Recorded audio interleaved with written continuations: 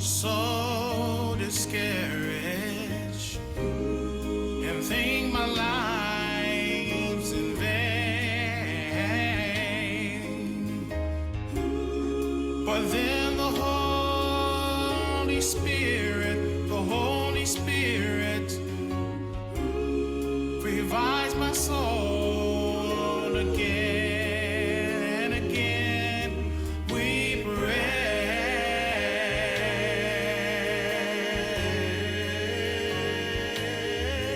we pray.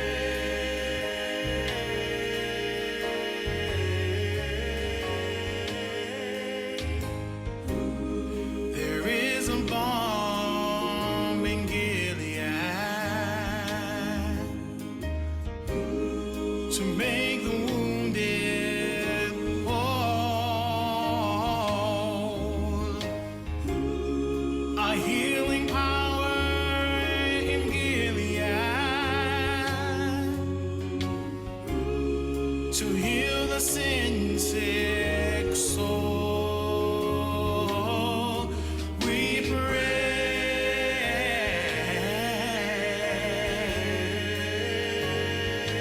Oh, we pray.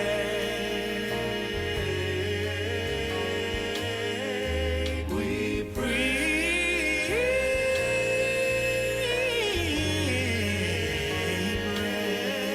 We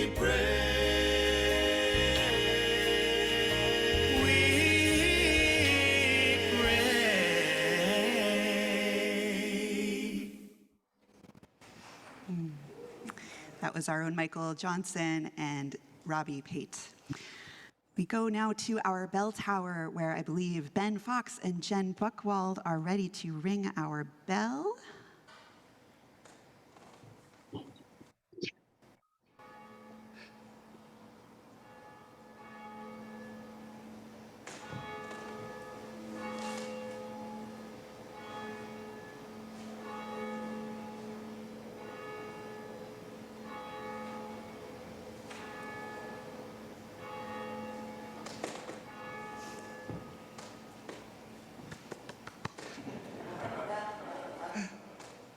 Good teacher and good apprentice. Welcome to our beloved sanctuary, as well as our digital sanctuary on Zoom. My name is James Cross. I've been attending TPC for about 3.5 years now. Last time I was up here, I said 3, so time is marching by. I'm delighted to be with you this morning, and I can finally say it, happy spring. I hope everybody had a good equinox. Yes, indeed. Many thanks to Kevin Murray, who is our camera master today, and Ruth Kahn, who is our Zoom usher today. Those of you here in person, we ask that you please keep your masks on at all times. Worship associates, when up at the mic and distance from others, may remove their mask, as I have done. You may notice at the entries the QR codes. Feel free to use those to access the order of service on your phone, or you can take a printed copy if you haven't already. Today's service is an interactive, multi-generational service. Nope, that was last week's. Sorry? That was last week's. Did we? Oh, it is? Well, then forget that. Sorry. One generation only today. Okay. As we begin our service today, I'm good? Okay. We acknowledge, as we do, that our church was built on the ancestral, unceded land of the Massachusetts people. We acknowledge the devastating legacy of settler colonialism and the continuing harm done to indigenous groups in our community and beyond. May our commitment to justice, equity, and compassion call us to take meaningful, restorative action to honor and protect the land and all her people. We invite all of you to bring your perspectives, your beliefs, and doubts, and all that is unique and wondrous about you to our service. In the spirit of love, all are welcome here. At the close of today's service, we'll have a time for sharing our joys and concerns in community. If you're new to Theodore Parker Church or visiting today, we'd love to stay in touch with you. You're invited to fill out a connection card, which will give you an opportunity to sign up for our weekly updates and help us welcome you. A link to the connection card will be in the chat, as well as our contact information. Those joining here in the sanctuary are, of course, encouraged to fill out the contact card you'll find in your pews within the bright yellow pamphlet. Okay, everybody knows what time it is now. Okay, we'd like to take a moment for those joining us remotely to greet those who are joining in person. So Kevin, if you could please put us on gallery view. And if you want to do the twist and shout, you can. Let's all give each other a big wave and warm hello.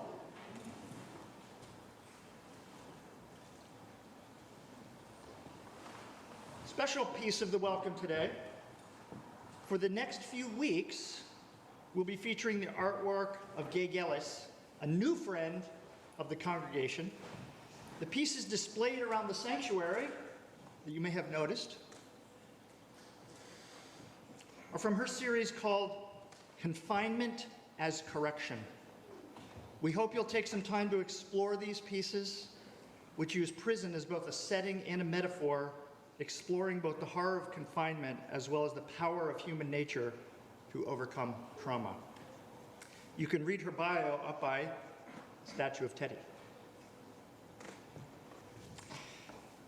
We hope that each of you will find some comfort to carry with you over the week and some challenge for your thoughts. As always, we wish for each of you health, well-being, and a sense of peace.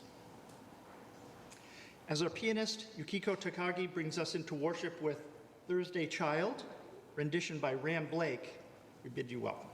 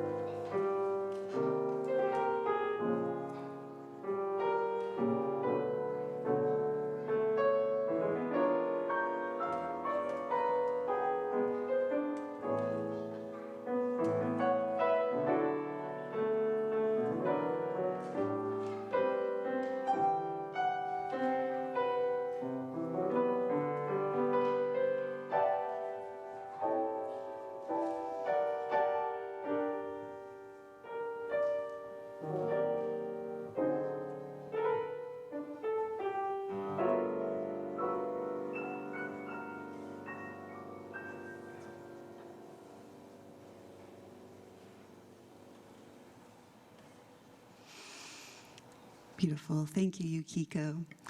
Good morning, friends. So good to see old friends and new faces. Welcome, and again, happy spring.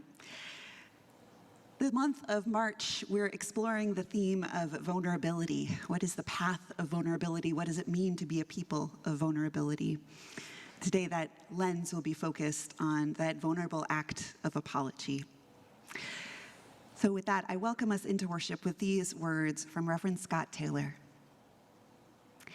We gather today with gratitude for those who convinced us it was safe to share our longings, for those who proved that not everyone will run from the weight of the pain that we carry, for those who held us in our fear and helped us heal from our regret, for those whose humble apologies made us believe that we too could be forgiven, and for those whose tenderness helped us see that we no longer need to hide. Our vulnerability frees us, it binds us, it makes holy the path that we travel together.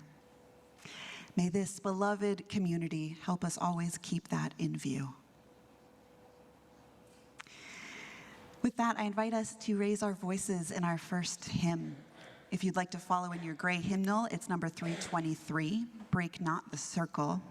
It'll also be up on the screen. We do have one word change from the lyrics in the slides. We'll say, break not the circle of abiding love. You'll see enabling love in your hymnal. Choose your own adventure. I invite you to rise in body, in spirit, or raise your voices as we sing together, Break Not the Circle.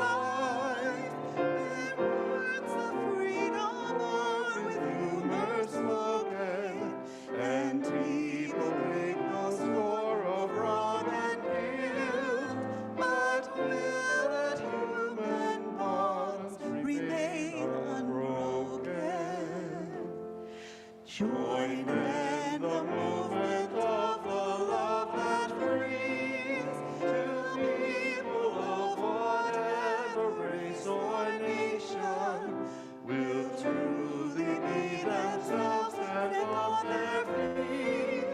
See eye to eye with laughter and elation. Beautiful. You may have a seat. I welcome up Jessica Mink and Stenzi Royden to help us with our chalice lighting words. Each week when we light our chalice, we share words of covenant, words of shared promise. We say them first in English and then in their Spanish translation in honor of our sister city of Plazuelas, El Salvador. I don't know if either Zach or Eleanor would like to help us light the chalice, but you're welcome to go up and help Rose. The rest of us will join together in saying our words, which will be up on your screen in a moment. Love is the spirit of this church, and service is its prayer.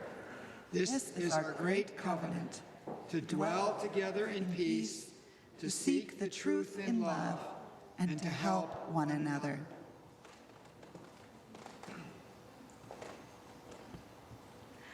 El amor es el espíritu de esta iglesia y el servicio es nuestra oración. Esta es nuestra gran promesa, vivir juntos en paz, buscar la verdad con amor y ayudarnos los unos a los otros. Thank you, and thank you. I believe Rose has a story for us this morning. Rose, take it away. Oh, thank you. Good morning. It's good to be here. My name is Rose. That's just going to be down there. I serve as this congregation's religious educator, and I'm so glad to be here this morning. We're going to have children's chapel right after I tell you all a story. But first, I have a story about forgiveness. This morning, we're talking about apology, the art of apology, how we give a good apology and really repair a relationship. My story is going to first entertain the question, what if nobody forgave? This is a story by Barbara Marshman called, What If Nobody Forgave? In a land far away, a wise old man who knew a great deal about people because he had traveled from place to place arrived at a strange village.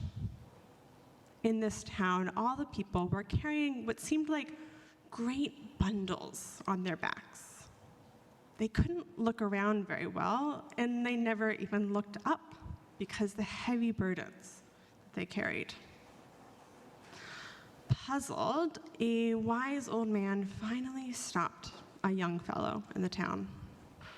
"My good man, I am a stranger to your land, And I'm fascinated by these large bundles that you all carry and never seem to put down.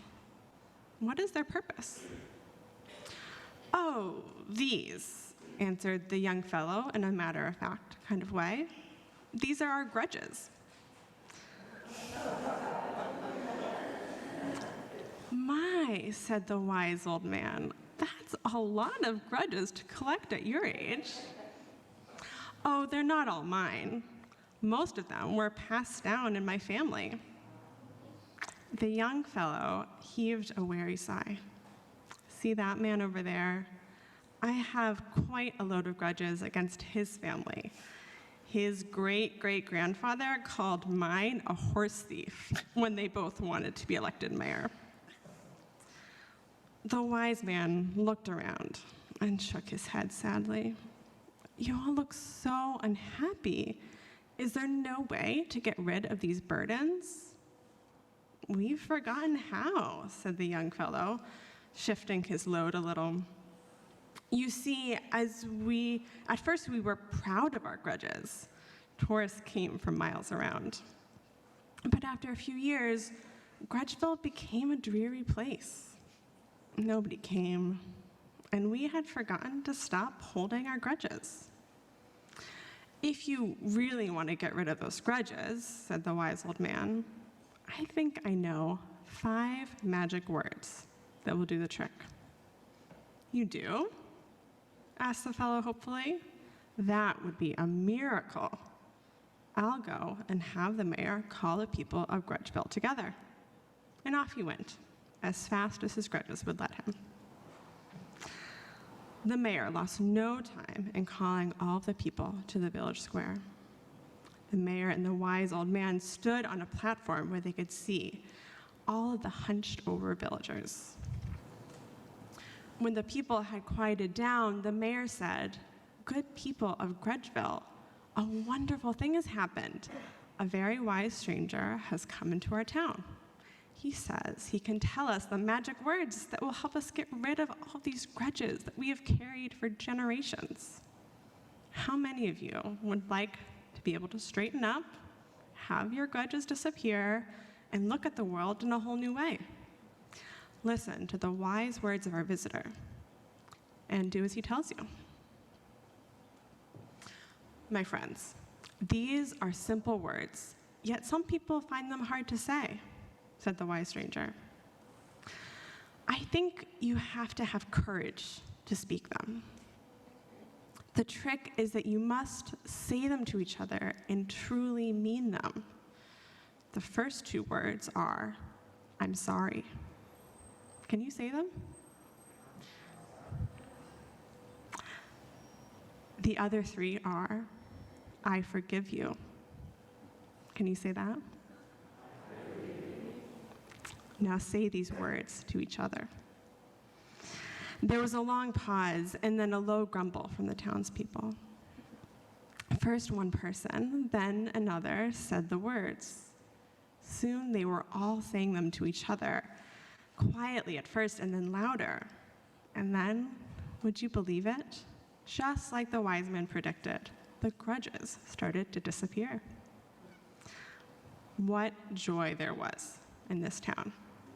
People were heard saying, "Look how these trees have grown. Is that you, Jim? How good to see your face." There was dancing in the streets that day. And it wasn't long before the mayor changed the name of the town from Grudgeville to Joyville. Thank you all. I'm going to invite Michael to lead us in our children's benediction. And then kids here today, feel free to come join me for Children's Chapel.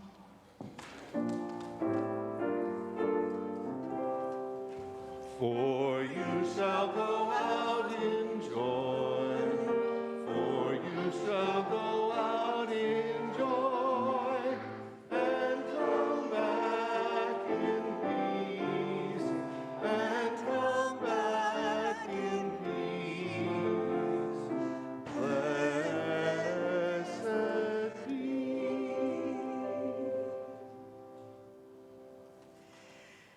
Beautiful.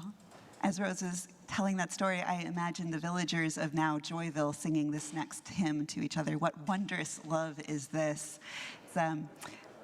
It's a great American folk hymn with words, new words by Connie Campbell Hart, and I invite us to sing today in recognition of those times we have said I'm sorry and our apology has been received, or when we've been able to forgive, just recognizing the love that is between us all.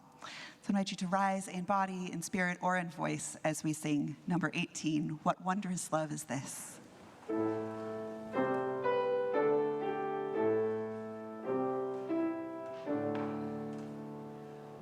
What wondrous love is this, oh my soul, what wondrous love is this, oh my soul, what wondrous love is this that brings my heart such bliss and takes away the pain of my soul, and takes away the pain of my soul. When I was sinking down, sinking down, sinking down, when I was sinking down, sinking down, when I was sinking down beneath my sorrow's ground, friends to me gathered round, oh my soul, friends to me gathered round, oh my soul, to love and to love. And I will sing, to love and to all friends I will sing, to love and to all friends who pain and sorrow bend, with thanks unto the end I will sing, with thanks unto the end I will sing. Beautiful. You may have a seat. Thank you. I invite you to join me as we still our hearts for a time of meditation and prayer. First in words, then in some shared silence, and then in melody. Our words of meditation today are by Richard S. Gilbert. Be gentle with one another. It is a cry from the lives of people battered by thoughtless words and brutal deeds. It comes from the lips of those who speak them and the lives of those who do them. Who of us can look inside another and know what is there of hope and hurt, or promise and pain? Who can know from what far places each has come, or to what far places each may go? Our lives are like fragile eggs. They crack and the substance escapes. Handle with care. Handle with exceedingly tender care, for there are human beings within. Human beings as vulnerable as we are, who feel as we feel, who hurt as we hurt. Life is too transient to be cruel to one another. It is too short for thoughtlessness, too brief for hurting. Life is long enough for caring. It is lasting enough for sharing, precious enough for love. Be gentle with one another. Let us be together in a time of quiet.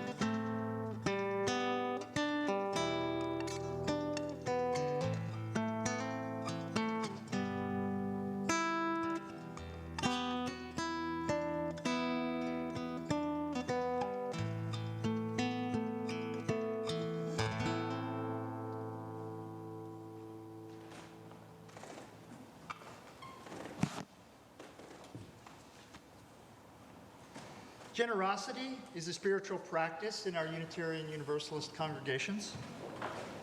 We give to remind ourselves of how many gifts we have to offer. We give to remember that we are part of something bigger than ourselves. We give because we believe in music and sacred space. We give with gratitude for all that we have been given and with faith that together we have more than enough. Links to donate will be in the chat, where you can take a meditative moment, writing out a check and sending it to the church after the service. Ushers will be coming around the sanctuary to collect an offering from those in the pews who wish to donate something more tangible. As our TPC singers share Amazing Grace, an offering to sustain this congregation of memory and hope will be gratefully received. Thank you.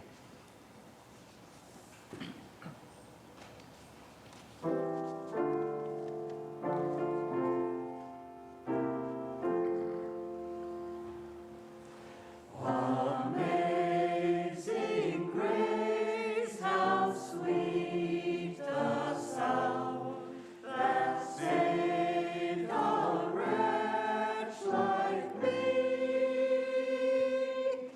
I once was lost, but now am found. Was blind, but now I see. 'Twas grace that taught my heart to fear, and grace my fears relieved. How precious did that grace appear, the hour I first believed. Through many dangers, toils, and snares, I have already come. 'Tis grace that brought me safe thus far, and grace will lead me home.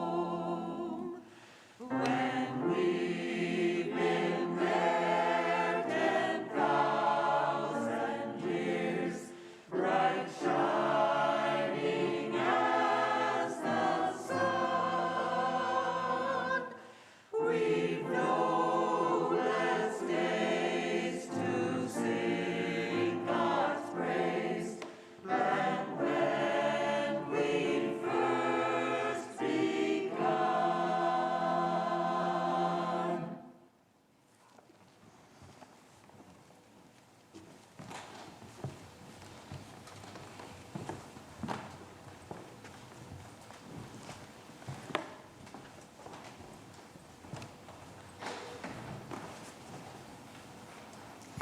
Thank you, choir.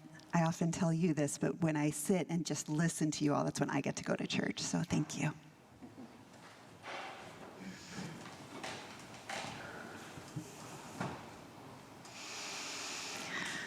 Our lives are like fragile eggs. Handle with care. For there are human beings within, human beings as vulnerable as we are, who feel as we feel, who hurt as we hurt. Every one of us has known the pain of being hurt by another, and every one of us has done things that have caused pain to others, whether intentionally or unintentionally. It's just the truth of being human.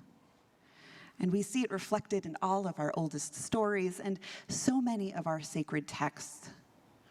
Just to even limit it to looking at our Abrahamic texts, there's a Muslim hadith that teaches that the Prophet Muhammad, peace be upon him, said, "Every son of Adam makes a mistake, and the best of those who commit mistakes are the ones who seek forgiveness and make repentance." We learn too from Christian texts of the importance of apology when we've made a mistake. The Gospel of Matthew, chapter 5, tells us that if we're presenting a sacrifice at the altar in the temple, and then we suddenly remember someone has something against us, we are to leave the sacrifice where it is at the altar, drop what we're doing, and go and be reconciled with that person, and then come and offer the sacrifice to God. Judaism, too, holds that one must apologize and ask forgiveness from our fellow humans before we can ask for divine forgiveness. The 12th century Jewish scholar Maimonides is famous for expounding on the laws of repentance. Maimonides taught that if we transgress against another person, if we hit them or speak ill of them or steal from them, we're not forgiven by God until we give that person what they're owed and make things right with them, or until that other person is appeased. Even if we return the money owed, say, we still need to appease the person that we've wronged, to ask for their forgiveness until forgiveness is granted. Maimonides went on to say that even if we only taunt someone with words, we must appease them and earnestly ask for forgiveness until we are forgiven. I'm intrigued by this emphasis on repairing relationships with our fellow humans through earnest apology, in particular, the earnest part. What makes for a good, earnest apology? I imagine that we've all heard the non-apology apologies. Picture a public figure who's done or said something that crosses a significant moral line for many people, who's trying to make a statement that expresses contrition while not actually admitting any wrongdoing. It's that old, "I'm sorry that people were offended by what I did," or "I'm sorry if feelings got hurt." Something that's, trying to express sorrow but doesn't actually acknowledge harm or take accountability for it. In our efforts to apologize better, let's start by removing the sentence structure, "I'm sorry if," from our apology vocabulary. As soon as we put "if" there, we're taking the focus away from what we did and making the outcome the responsibility of the person who responded to what we did. Imagine the difference between hearing, "I'm sorry if you're upset that I scraped up the car," versus, "I'm sorry I scraped up the car." I keep picturing this wonderful image I saw about accountability on social media. I wonder if Kevin might put up the slide with the image for us for just a moment. "I meant well? No. That was not my intent? No. I broke the egg." I find that very helpful. Thanks, Kevin. The transformative justice educator, Mia Mingus, offers us a useful framework for how to apologize well. And since there are so many factors in apologizing, let's focus here today on apologizing to the people that we care about, people with whom we want to continue to be in relationship with, people who are already in our lives. And let's start small, the day-to-day conflicts and hurts and misunderstandings. When we learn how to address these smaller hurts or breaks in trust, it can help us learn the basic skills that we need to address the larger harms. It can also help to reduce and prevent larger forms of harm and violence.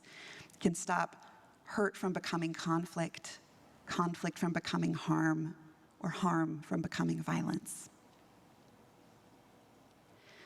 Mia Mingus starts with accountability, which is at the heart of apologizing. Accountability is not just confessing what you've done, it's a process that must be practiced within relationships. Many of us have been taught to fear accountability, and we struggle to know how to think of it outside of concepts of punishment or revenge. Accountability doesn't have to be scary, though it may never be easy or comfortable. And perhaps it shouldn't be comfortable. True accountability, by its very nature, should push us to grow and to transform. True accountability requires vulnerability and courage, two qualities that our spiritual communities hope to encourage in us, but that our mainstream society may not always help us demonstrate. I invite us to shift away from the idea of holding people accountable and toward supporting people to proactively take accountability for themselves. It's not another person's job to hold us accountable.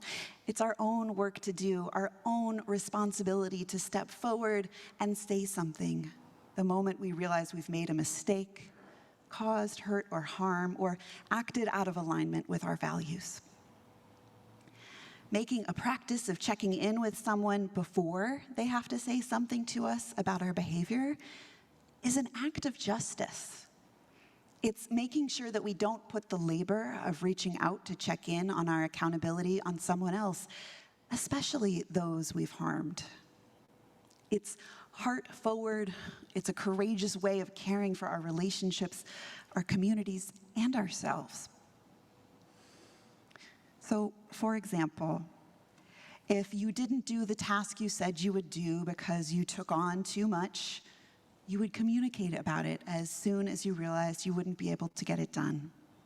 You would apologize and proactively let people know when you would be able to get it done, or take the time to think of suggestions for other ways it could get done. You would acknowledge that you took on too much and promise to work on doing better next time, which may mean that you invest time in working on learning how to say no, or on your time management, or your need to please others, or your habit of procrastination, but maybe also perfectionism. Mia Mingus divides accountability into 4 parts, which are each crucial to apology. It starts with self-reflection, with noticing that we have done something harmful or hurtful, and that we want to make amends or address it genuinely. We must begin in a place where we can understand our actions and the impact they had. Second is the apology, a chance to acknowledge and take responsibility for the hurt or harm that we caused or were complicit in. It's a moment to demonstrate to those we've harmed that we understand what we did and what the impact was. Apologizing is a fundamental part of the rebuilding of trust. And because of this, it's a key place for us to practice vulnerability. Next is repair, which Mingus points out must be done in the context of relationship and cannot be done alone. Repair involves making amends and rebuilding trust so we can assure others that we won't commit the harm or hurt again. It's an opportunity to do the work of being in right relationship with those we've hurt or harmed, and just as important, to be in right relationship with ourselves. Repair can take a long time, and it requires consistency and a level of faith in the face of fear. And the 4th part of accountability is behavior change, which we know can be difficult. We've all tried and struggled to change behaviors before, whether it's through New Year's resolutions or noticing patterns that may have some deep roots in our past. Transforming our behavior is hard work, and it's easier done with the support of others. Who are the people in your life with whom you can talk about your accountability, mistakes, the things you may feel ashamed of or feel guilty about, the things you need to apologize for, or the times you weren't your best self? We all need to build support for our accountability. In all of this, Mingus reminds us, we're aiming for practice, not perfection. We will hurt, misunderstand, and harm each other. We're human, and we live in an incredibly violent and harmful world. The point is to learn how to be accountable when we inevitably mess up, so that we know what to do.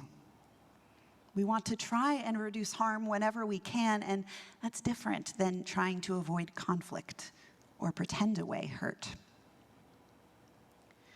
the only way to get skilled at accountability is to practice it.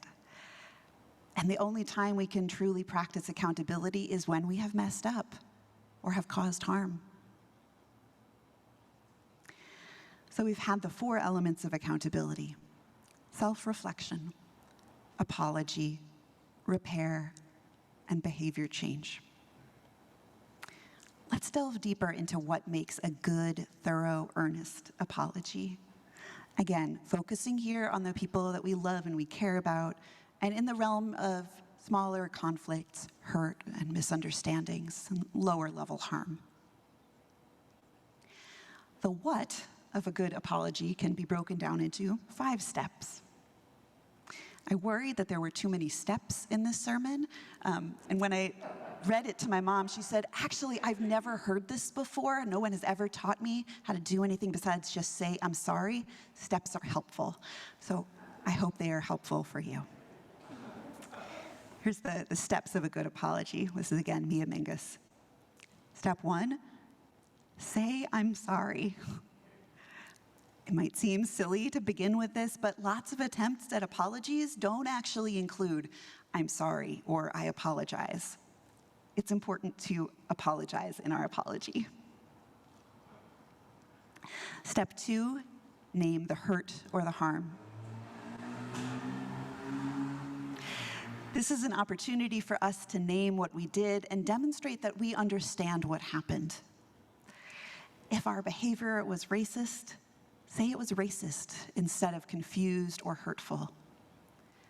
If we made an assumption, name that we made an assumption. If we bullied or gossiped about someone, name it. Every single one of us knows what it's like to have someone skip this part of the apology or skirt around actually naming their behavior. This step in particular can go a long way to help build back trust and is a moment to practice humility and clarity. Step 3, name the impact. A quality apology acknowledges the impact no matter our intention. This isn't to say that intentions don't matter at all. There can definitely be a big difference between someone purposely setting out to harm you versus someone who harmed you unintentionally. However, this isn't the place to explain or wallow in our intent. It's a time to tend to the impact of our actions or inactions, that the impact they had on someone else.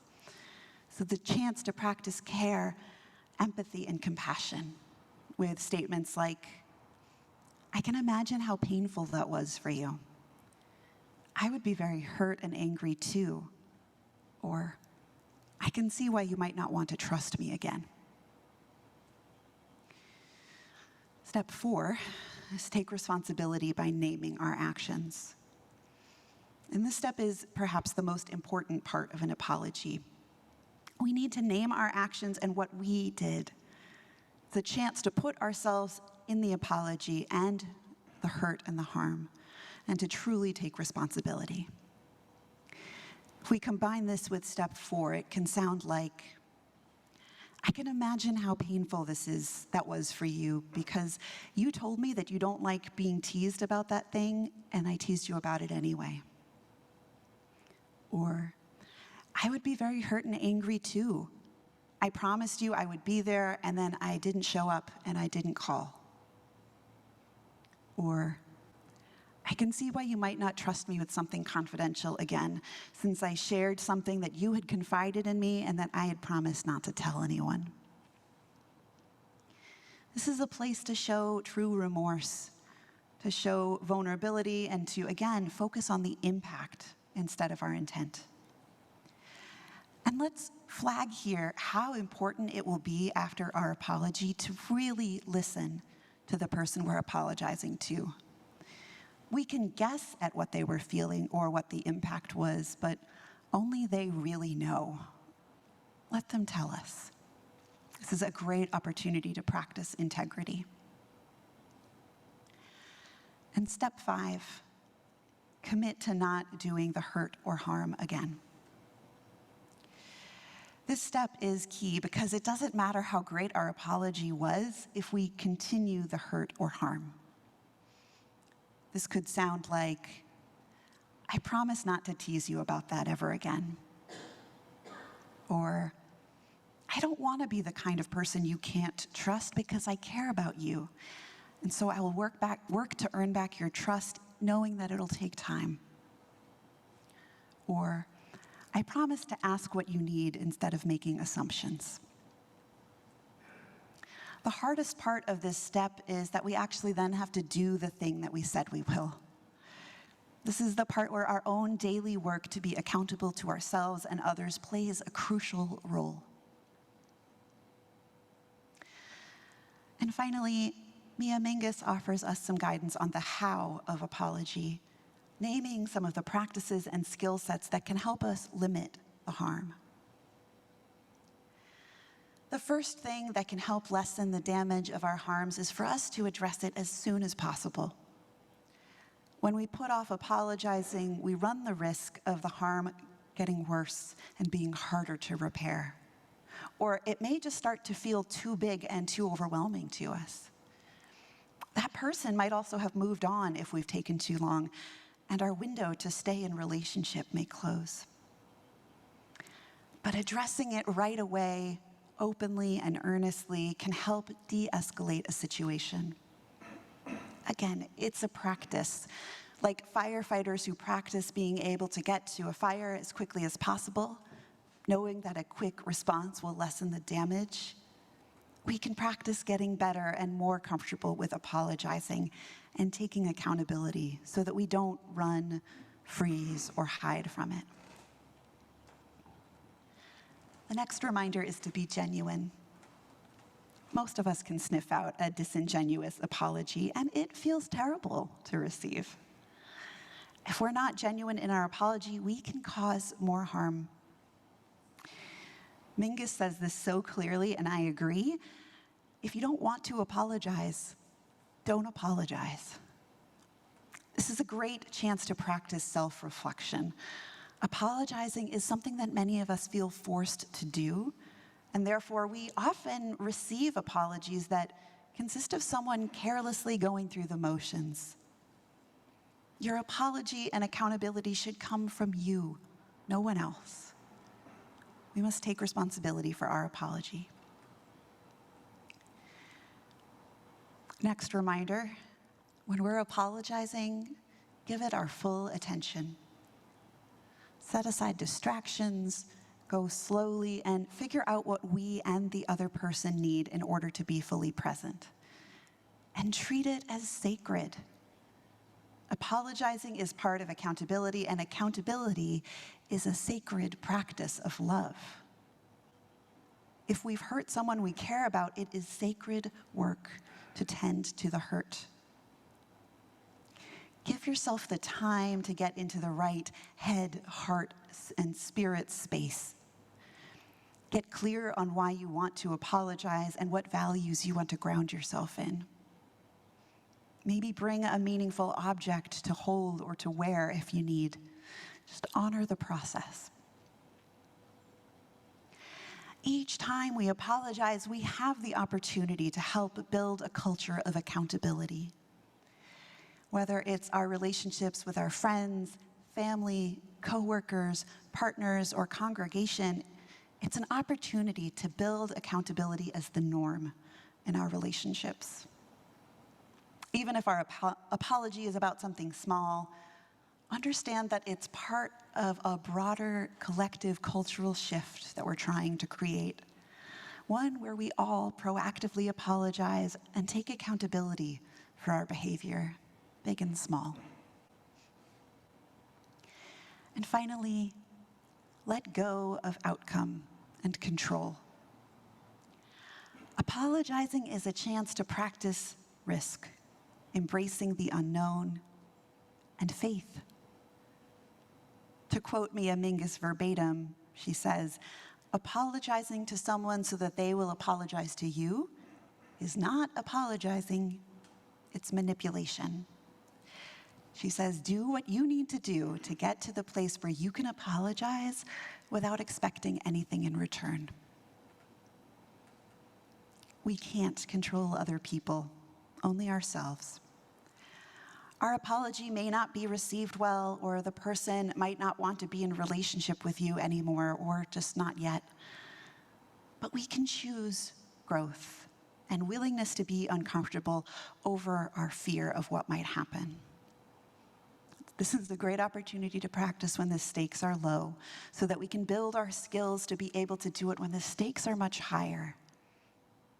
The practice of courage and release. Beloveds, each one of us has known the pain of being hurt by another, and every one of us has done things that have caused pain to someone else, whether intentionally or unintentionally. It's just the truth of being human. We are called to tend to the harm that we've caused, to offer accountability and apology, to help move toward repair whenever possible. Life is too transient to be cruel with one another. It is too short for thoughtlessness, too brief for hurting. Life is long enough for caring. It is lasting enough for sharing, precious enough for love. Be gentle with one another. So may it be.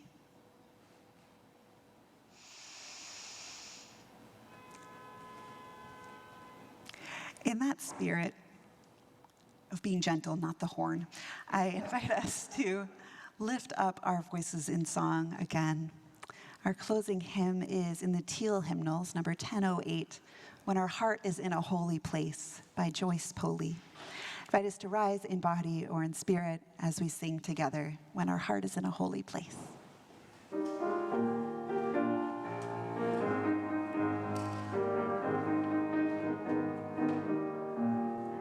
When our heart is in a holy place, when our heart is in a holy place, we are blessed with love and amazing grace.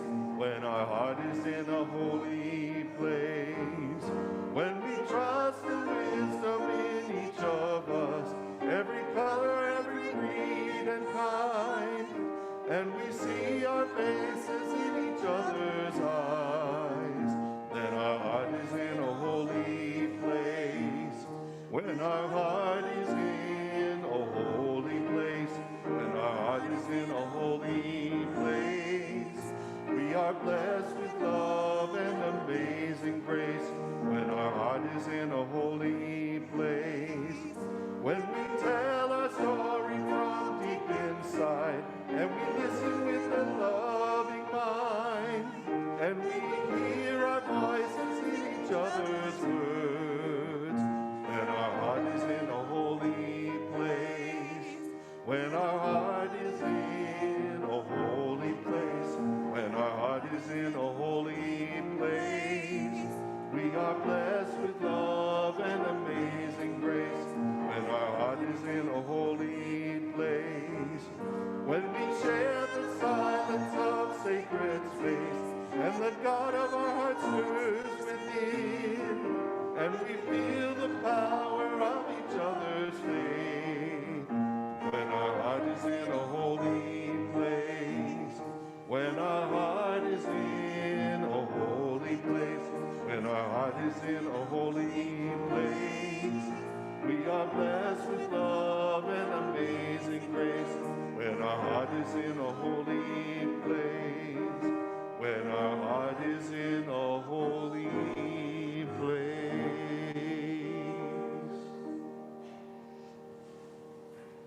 Lovely. You may have a seat. I share a few invitations and announcements so that you can stay connected with this community beyond Sunday morning. Yeah, that slide could go on up, Kevin, whenever you're ready with the announcements on it. It's a big day today at Theodore Parker Church. So at the close of our service, the blue one right before that one, there should be an announcement slide. That one, thank you. After our postlude, we'll have a time for sharing joys and concerns, and then we'll have a coffee hour over in the parish hall, which you can reach just through these doors, either up a few stairs in the breezeway or through the path in the driveway. I look forward to greeting you there. And then grab some lunch, stick around, because at 2 o'clock is our annual Theodore Parker lecture with Reverend Rasan Hall. It's going to be really wonderful. It looks like we have an incredible turnout. And I didn't recognize at least half the names that have registered, so we've done a lot of amazing outreach to our community. So those of you who are regulars here, please get to know those who are visiting us this afternoon, help them feel welcome. If you didn't register in advance, you can still come. We'll just have you sign in, and it will also be streamed on Zoom. So we look forward to having you, and thank you to everyone who helped make it happen. This Tuesday is both UU Advocacy Day and our Reflection Circle.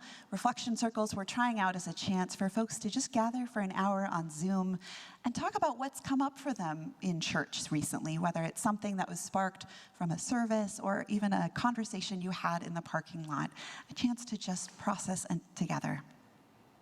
All right, now we really are ready for that slide. I believe James is doing the announcement here. Our ministerial search committee has been so hard at work over these last many months, and just a brief update from them. James is going to take it away. Thank you. Thank you. Yep, I'm up here on behalf of the committee, including myself, Allison, Jennifer, Kathy, and Dave as well. So just want 2 minutes of your time today. You'll see the slide up there, which we unveiled with not a lot of progress in September, but as a template for charting our progress. And you'll remember in the fall, we completed 3 major milestones, starting with the survey, listening circles, and beyond categorical thinking workshop, enabling us to represent ourselves in December to the body of searching candidates at large. We gave an update at that time and told you we were going into silent mode, consistent with the season of winter, but the daffodils are coming up, folks. So we are here to report some progress. Can't tell you all the details yet, but did want to give you a look ahead.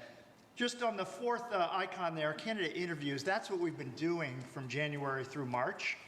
So a 3-month stretch.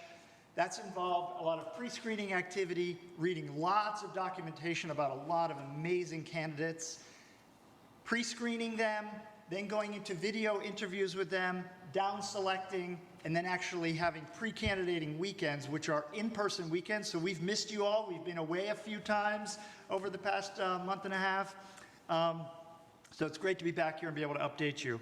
With that, we'll change to the next slide, which is really the intent of the update, to make sure everybody is aware of the news that was communicated, the e-news this past week. All these details are there, but it's really important everybody knows where this is headed, right? So a few short days from now, you can see that first date, March 30, a match will be made and an offer extended. You can almost touch it. This is a very exciting time. Now, of course, then we'll all be getting impatient, because you can see there's a number of days that have to pass for administrative matters with closing the offer, contract finalization, administrative details. It will take a week or 2 to get that. But as soon as we have all that closed, you will be informed and the announcement will be made. That sets us up for the candidating week at the end of April. You see the 23rd, that's a Sunday. The candidate will be here in the church delivering a service on the 23rd. And that week, if you've experienced this before, you'll know there'll be opportunities for you to personally meet the candidate, engage with them.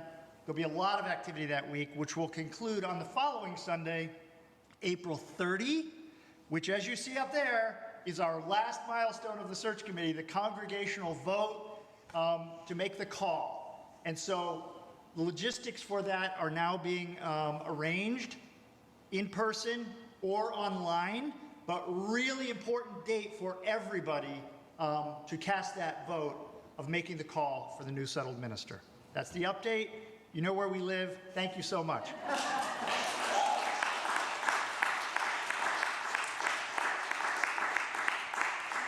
Thank you, James. I cannot say enough words of gratitude for our search committee and everyone who's helped them along the way. It's been a whole congregation effort, but y'all are absolute heroes for doing all of this, so thank you. Our closing words today are by Scott Taylor, who also gave us our opening words. As we go, may we remember that we were never meant to make it through this life alone. Vulnerability is a doorway, friends. Those wounded and tender pieces of ourselves help us return to each other. What seems wounded or unworthy, when shared, becomes our strength. May it be so. Amen.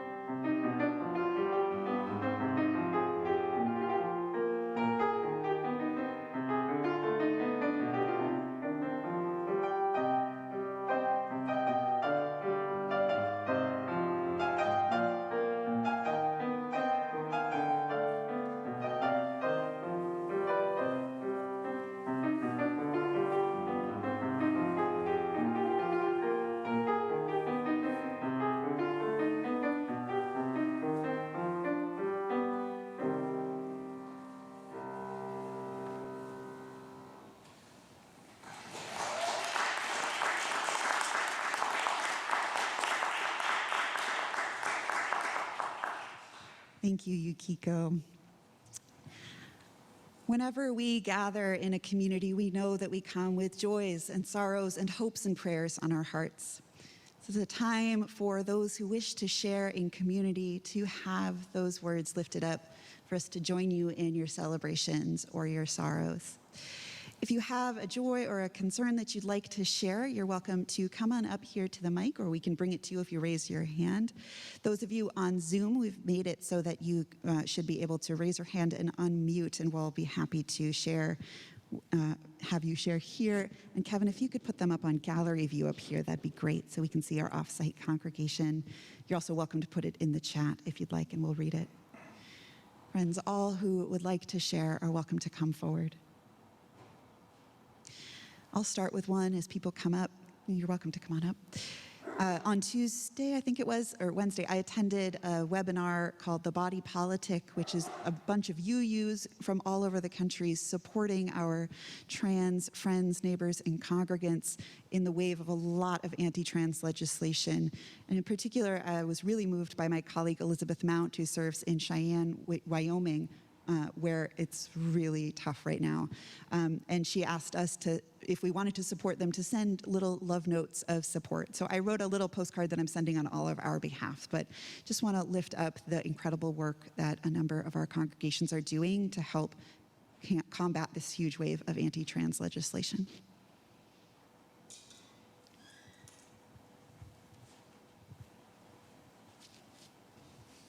Hi, I'm Ben Fox. There's an article in the Metro section of today's Globe about computer addictions. This has been a major struggle for me over the past 2 or 3 years. I think my latest attempt is to make my brain a no judgment zone. That seems to work better than all the other ways. But I know this is a loving congregation, and I know a lot of you personally care about me. So I just wanted to know that, you to know that, and I wanted to thank you for the good hearts that you have.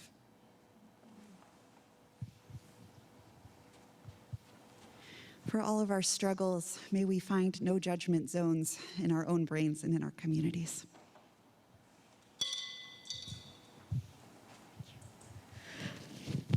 Hi, I'm Ruth Kahn, and this is a note of sorrow for the loss of Judy Heumann, who was one of our pioneers in the disability rights movement. She died about a month ago, and too soon. She was 75 years old, and she was so prolific in her accomplishments. I can't even begin to name them. She is really responsible for all of the protesting and all of the enactment of the laws, of the federal laws having to do with accessibility and civil rights for people with disabilities. And if you have a chance, please read her memoir called Being Human, Heumann. And her film, Crip Camp, is amazing. It was up for an Academy Award a couple of years ago. Thank you. A stone in honor and memory of Judith Heumann and all of our movement ancestors. May their memories be a blessing. Hi, good morning. My name is Frank. This is a concern and sorrow for my daughter and my grandkids. My daughter and my grandkids lost their dad about a year and a half ago. And this Wednesday, my daughter entered 30-day rehab, which is good for her. And a lot of thoughts for the family, and appreciate it. Thank you. Prayers for your family, Frank, and for all those in need of support. Just checking online as well. Anyone would like to share? So as many of you know, I was Berkeley faculty was on strike, or was not on strike, but were possibly going to strike last fall. And we got down to the wire, and the strike was averted. And so I am in the union committee at Berkeley, and part of my job was to take care of the social media and that sort of thing. So I did the whole Instagram and got a bunch of people signing our petition and everything. And I just found out that the American Federation of Teachers is going to give me a Distinguished Service Award this year for my work. Thank you. And it just means a lot to me because you know, it was really something that was very important to me. So that's a joy. Oh, Mazel Tov. That's so exciting. Gratitude both for you being recognized for your work and for all those who are working to make our workplaces supportive, just places to be. So thank you.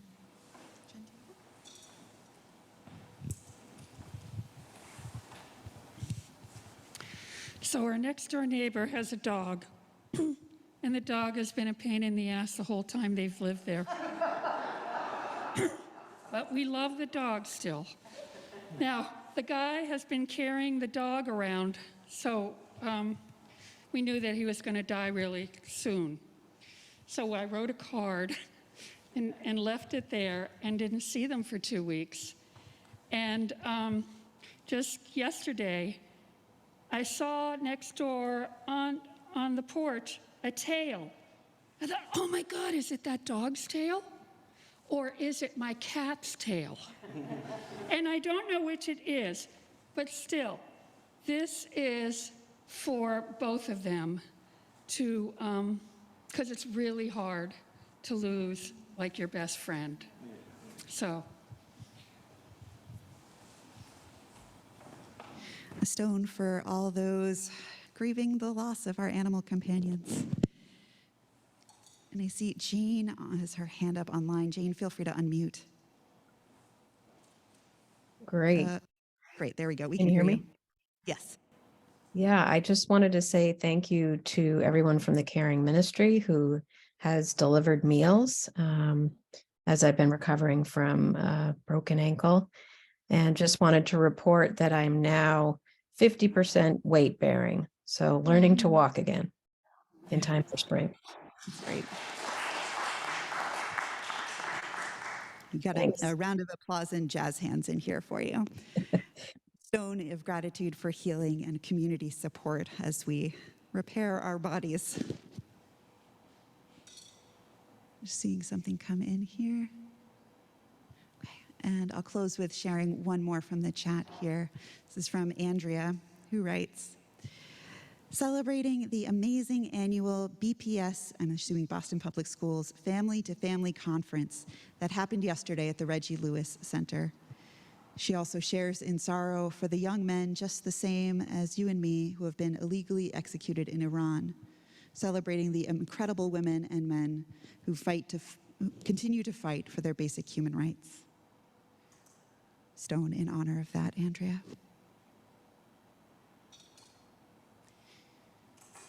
And one more for all of the sorrows, joys, hopes, and prayers in our hearts that remain unspoken. May we know ourselves held in love, love of this community, maybe the love of something bigger, my love for you all. Go in peace, enjoy coffee hour. We'll see you this afternoon at the lecture. Be well.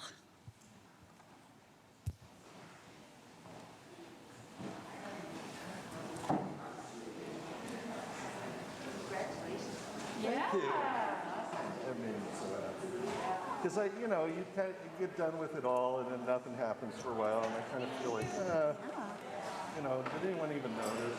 But apparently someone did.